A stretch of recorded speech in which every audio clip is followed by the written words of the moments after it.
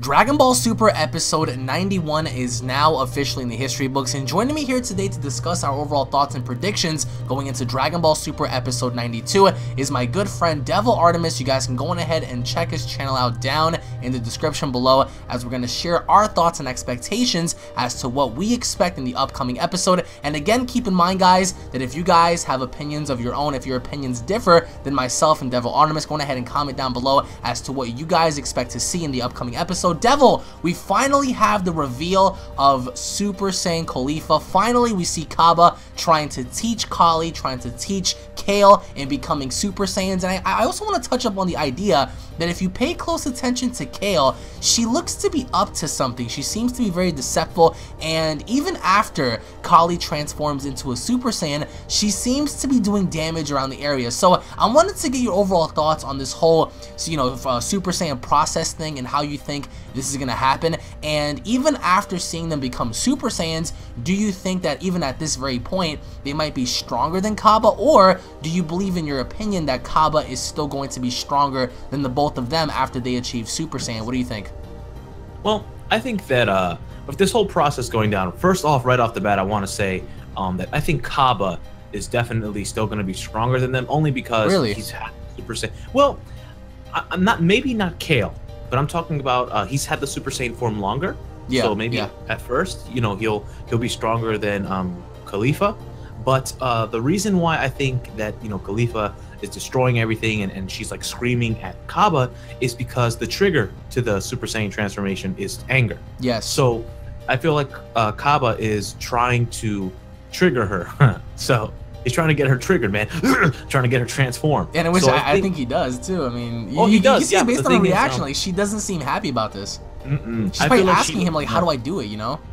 She probably doesn't know, because Cabba was helped to transform into a Super Saiyan by Vegeta. Yeah. Vegeta doesn't say, "I'm about to troll you." Like he doesn't say that. Of course. He just, I'm gonna kill your family. Like that's basically what happened with Cabba and Vegeta. Threaten the people that he loves, whatever. It seems that Caulifla has a lot of pride, more so than even Vegeta. You think so? I mean, do you think it's based on stubbornness? You think, because she's so young? Yeah. I feel like she's cocky, like she's a rebel. Right. She's a rebel. Vegeta, I don't feel like is a rebel. He feels that he's entitled to everything because he is from royalty. She's rebellious. So I feel like Caulifla is just gonna be naturally rebellious to everything. So she'll feel insulted by something that Cabba will come up with. He probably knows her personally from before, and he'll insult her, and she'll be very violent with her response, and then that will result in her destroying the area. As for Kale, I feel like she is probably laughing or thinking that Cabba's an idiot. Like she doesn't think Cabba knows what he's doing. Right. And then afterwards, when Caulifla finally transforms, that's when Kale says, "Holy shit!" Because they show there's a little scene right after where her eyes are like wide open, like she's like, "Holy crap!" Yeah. And she gets blown away too after the destructive damage. Yeah. Yeah, so I mean, other than that, I think that's the process that's going to happen, because Vegeta said it before, anger is what makes Super Saiyan, and then obviously when you grow the form, you learn to activate it at will, and do it without the anger and control the form and make it natural. So speaking of that, since we're going to see Kale and possibly even Cabba more likely transforming, do you think we're going to see Kale transform into a Super Saiyan also? Because based on the translations before, we understand that Cabba is trying to get Kale to transform, but we understand that Kale has a lot of stress and she has a lot of anxiety and stuff. But do you think that next week we're going to see, Kale also transform, or are they simply going to save this for the Tournament of Power because of her overall nature? Because once she transforms, she's said to emit tremendous energy from her body, and I don't think they want to go on ahead and spoil that right off the bat. But what do you think? Do you think we're at least going to see the regular Super Saiyan stuff before she taps into like her Berserker mode, or do you think that we're not going to see anything at all? Well, I think it's hard to say. I mean, I feel like if they were going to show Super Saiyan Kale, they would have at least showed like a glimpse of her eyes like turning yellow or something. But even if they do, that would be great. I just don't think they're gonna show the Berserker.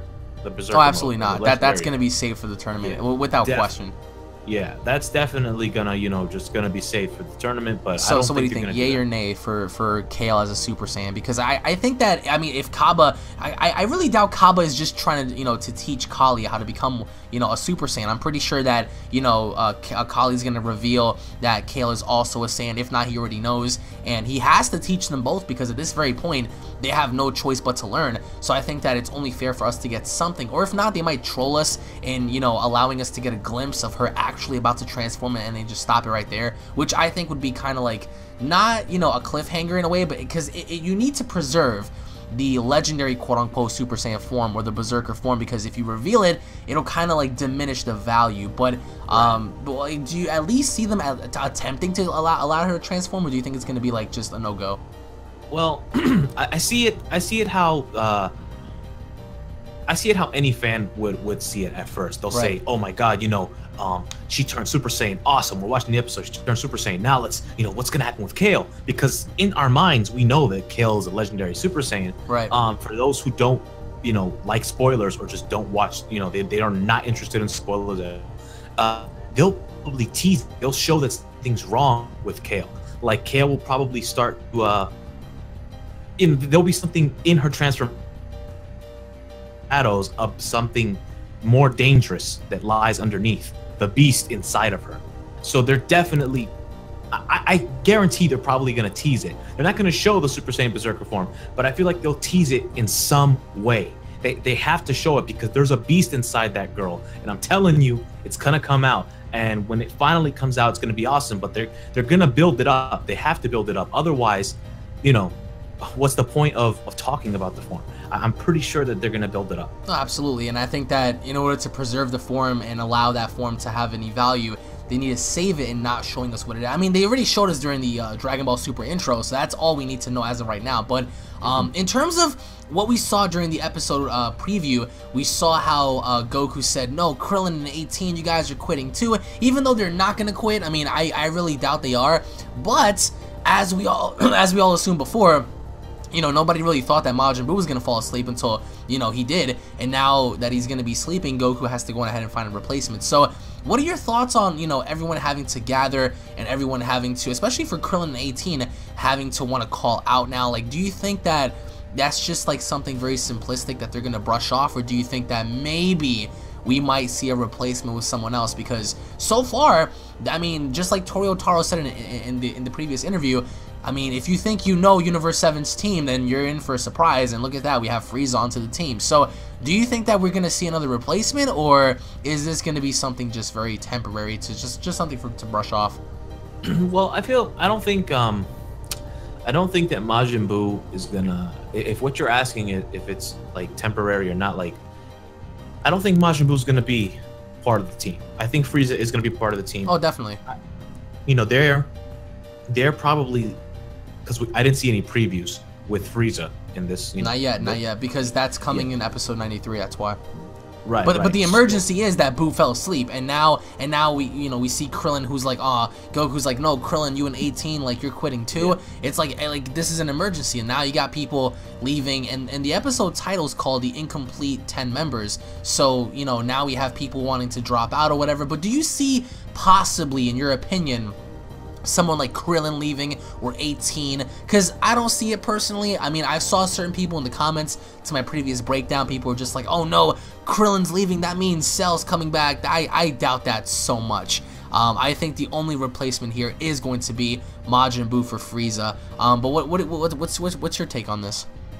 Well, I don't think that, you know, Krillin and everybody's gonna, I mean, in the moment of stress, they'll probably say that. Yeah. But they're going to realize, you know, okay, Goku has a plan. And then when they find out what his plan is, they'll say, "Hell no, no, I'm not going with it." But they don't have a choice. Yeah, they don't have a choice, really. So as long as Goku can keep the team together, I feel like he can do it. And I feel like if he goes through with this Frieza thing, I mean, he'll probably say something to convince them. And Vegeta, I mean, Vegeta has no choice but to agree. I mean, yeah, Kakarot's stupid sometimes, like Goku's stupid, and he doesn't really think sometimes, but really, what other choice would be more reasonable? And people can argue Cell, but you can't power up Cell in that little short amount of time. I mean, he's a very intelligent fighter. I think given the right time, if they were to train him or give him some room of improvement, then he would be dangerous. But in this case, Frieza's stronger. Frieza is much more cunning. He's a much more deceptive fighter, so I think that they need that in a way. But I just think that this next week's definitely going to build up to Frieza's big return. So I think that while everyone's excited to see the girls transform and stuff, I'm personally more excited to see episode 93, because that's when personally Goku requests Baba for Frieza to come back for 24 hours. But I also wanted to ask you, what are your thoughts on Moscow, the God of Destruction, having to recruit these cyborg-like fighters? They look like androids or cyborgs, whatever they are. I'm pretty sure they're going to be like machine in nature. But what do you think here? Do you think that they're actually going to be like androids perhaps, or cyborgs, or like machine-like fighters? What's your take on that? I feel like they're going to be hands, not the same as the androids, like how Android 17 and 8, they're genetic enhanced mechanic, if that makes sense. You know, boost up the durability. But wait, you don't think that they're going to be similar in nature in terms of being like biological androids, or do you? Well, yes and no. It depends on which characters are involved. Like I feel like there might be, you know, because the God of Destruction itself is this God of Destruction himself. He's entirely machine. A robot. Yeah, machine. So I feel like there will be characters who are entirely machines, and there'll be characters who have machine parts, like, you know, that guy with half his face, with the robot part on his face. Yeah. We saw that in the preview. Yeah. You know, there are going to be individuals who are mechanically enhanced, and then those who are just complete cyborgs. Bro, like a bunch of Terminators. Exactly. You know, like I'm here today. I'm here today. Get to the chopper. Now! Go to the arena now! Go to the arena! We have to put the cookie down! Now! Oh, bring it back, Frieza! Like, it's so ridiculous. But you know, I'm not a big fan of androids. I'm not a big fan. Well, not androids. I'm not a big fan of robots. Okay. Unless it's like Gundam or something. But in terms of characters in Dragon Ball, I was never interested in robotic people. So like Android 16, Android 19. They never really, I'm like, resonating with you. Yeah, I feel you. Yeah, you know, and also in GT, whenever there was like a robotic Super thing, 17. Let's not get into that. That was or Mew. Well, like what's his name? Lord Lou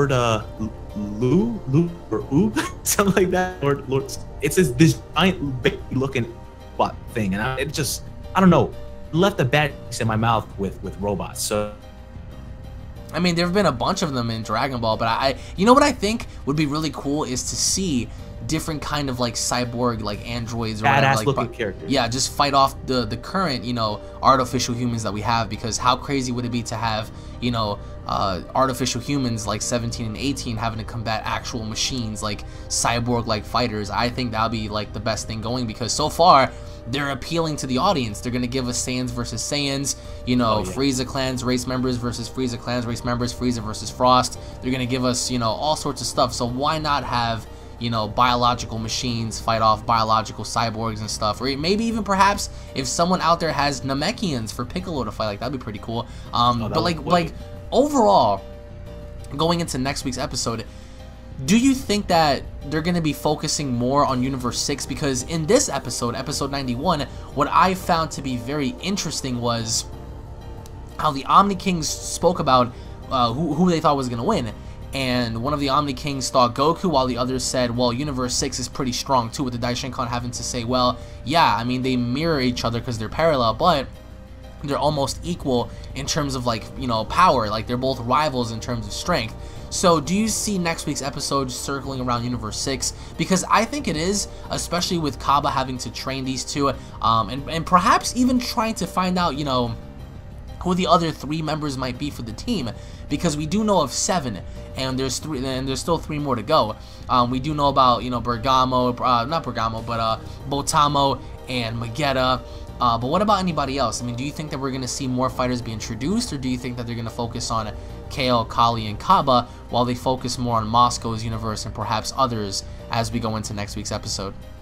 I think they should really focus more on Universe 6. I feel like Universe 6 is going to be focused on because, I mean, it was nice to see Topo and you know, the Dispo, troopers. You know, they're in their suits, just outside of battle, like we get a glimpse of their universe, and then we see Cabba on the planet with Caulifla and Kale. Like, it's just a change of atmosphere than just constantly Goku and friends, Goku and friends. You know, it's good to see something different. I feel like the next episode they should really take the time to really introduce this Super Saiyan female concept into the series and really explore the girls, because I mean, think about it, they're the only girl Super Saiyans. Right. You know, it's important that they have their time to shine. First ever female Super Saiyans too. Exactly.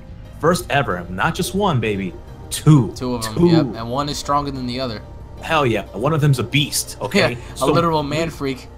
Exactly. So we you know, I think it's important that they focus on Universe 6. As for the Omni King, who, you know, one favors Universe 6, the other Goku, you have to keep in mind one of them has a relationship with Goku, the other one doesn't know Goku. Yeah, so that's obvious. That I knew was going to happen. But one of them has a personal relationship with Goku. That I knew. I called it from the beginning. Like, all right, well, one of the Omni Kings he's cool with, the other one kind of doesn't know who the hell he is. But, you know, that's my thoughts. I think they're really going to focus on Universe 6 and also glimpses of the other universe. And then maybe near the end of the episode, they'll focus on Goku, back on Goku, so that he goes to talk to Baba or something. What did you think of that whole sequence between Hit and Frost? Because even though Hit confirmed that Frost has gotten stronger based on his spirit to stay alive and, you know, everything that's happened to him, what are your thoughts on that? Because I found it to be very intriguing how Hit noticed that he had needles in his heel and all over, and he even told him towards the end, he was like, remove that needle from, you know, your heel, and Frost was like, oh, so you noticed, okay. Like, I think that he's going to be a very, very deceptive like character, and I think that at some given point, if the opportunity presents itself, let's say for example, if someone like Frieza were to make an offer to Frost, I could see something similar happening, to where he tries to grovel and say, yeah, this, that, and the third, but he just seems like a very deceptive type of person. So what did you think of that whole sequence of Hit trying to tell him about the tournament and, you know, having to remove the needles and stuff? Because I thought it was awesome, because it just explains and dives into Frost's character even more, because he vowed to sacrifice his life for the universe, but all along, like, you already know what he's after. So what did you think of that? Well, I mean, first off, I want to say Frost is a snake, bro. Oh, definitely. He's definitely deceptive, so you are absolutely correct about that. But Hit, I mean, when we think of the universes, who are the powerhouses of the universes, Hit, as far as we know, is the powerhouse who can keep up with Goku. Right. You know? So Hit, being the top tier person that he is, would obviously have enough battle awareness. If he's keeping up with Goku, he has enough battle awareness and experience being an assassin as well to know when his enemies are concealing weapons, or, you know, he just has that environmental awareness. Right. On top of him, you know, on top of him being able to examine the way that he does, like, he's a very intelligent person. So Frost, being the naive, idiotic snake that he is, all right, he is not going to get the upper hand of the surprise on Hit. He's not going to do it. If Goku, all right, if Goku can't, you know, he has difficulty with Hit, all right, yeah, Frost is not going to do jack shit, all right? He is not going to do anything. But I think the confrontation was interesting to see. I definitely think the confrontation was entertaining. Hit is one of my favorite characters as well. So I'm excited to see what he's going to do in Universe 6. I'm excited to see what the interaction between Frost and Frieza is going to be. It's just all, the anticipation is just, it's killing me, man. I agree. I think that seeing Frost in this environment and the way he carries himself, he's a fugitive. He was out on the run, and I personally enjoyed it, especially when Hit bumped into him. He was like, oh shit, he didn't know what to do. Like, at first he was like, are you here to kill me? And Hit's like, calm down. I just felt like it was really good. So I think that going into this, I cannot wait to see the emergency episode, because this is gonna, you know, spark the interest for Goku to revive Frieza, and then Frieza, I mean, because we don't even know how much time is left for anyone to do anything, because, you know, as we can see based on the preview, Vegeta's there, so how long was he in the time chamber for, you know? And even with Popo having to say, you're banned, he still walked in, so it's just like he didn't care. But, you know, with that being said, it's like there's literally no more time for anyone to do anything anymore, like in terms of training and stuff, which is why I feel like, in a way, Frieza may be at a disadvantage, because you know, he has no room to improve his golden power. But then again, since he's dead, does that mean that he can use that golden form better because there's no strain on his body since he's dead? So I think that that's going to be very interesting to see. But in terms of next week's episode, do you have any final thoughts in terms of like what you expect to see or what they should do in pertains to the Saiyans and possibly the other universes? Well, I actually want to talk about what you just said about, you know, Frieza in his golden form. You know, Frieza might not have the time, or he might have not had the time like everybody else had, because you know, he's dead. But I feel like they are going to do something with him. They have to. There's going to be something that they have to do with Frieza to have him keep up with these people. You're not going to have Frieza. You really think they're going to give him some lenient chance to improve? It is Dragon Ball. They will come up. They will literally pull something out of their ass. Something completely unexpected. Out of the brew. And out of the brew. It's like, what do we do? Let's give a Frieza power boost. A fucking genius. Like, it's gonna happen. I'm telling you, it's gonna happen.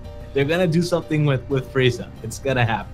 But other than that, next week's episode, just really hyped for Cabba, really hyped for Caulifla and Kale. Like the fucking female Super Saiyan hype, guys. The female Super Saiyan hype. Give this video a like if you guys dig the female Super Saiyan hype train. Let's go. And this has been something that people have wanted to see ever since Dragon Ball GT with Pan. Everyone's like, yo, how come Pan? How come Bra? How come nobody becomes a Super Saiyan? In terms of the girls, at least. But now we finally have our chance, as we're gonna witness Kale, out of all people, first become a Super Saiyan. But then again, what I'm thinking here, and my final thoughts for this, is I think that Kale may already know what a Super Saiyan is, but just not the actual, like, like original name for it. Like, maybe she calls it something else, like Berserker or something like that. But judging based on the way she was looking at them, all like, you know, deceitful, like very like, you know, sneaky. She was smiling and very like, you know, she looked very, very like as if she had like a plan for something. So I think that she may in fact know what it is. It's just very difficult for her to tap into, or even if that,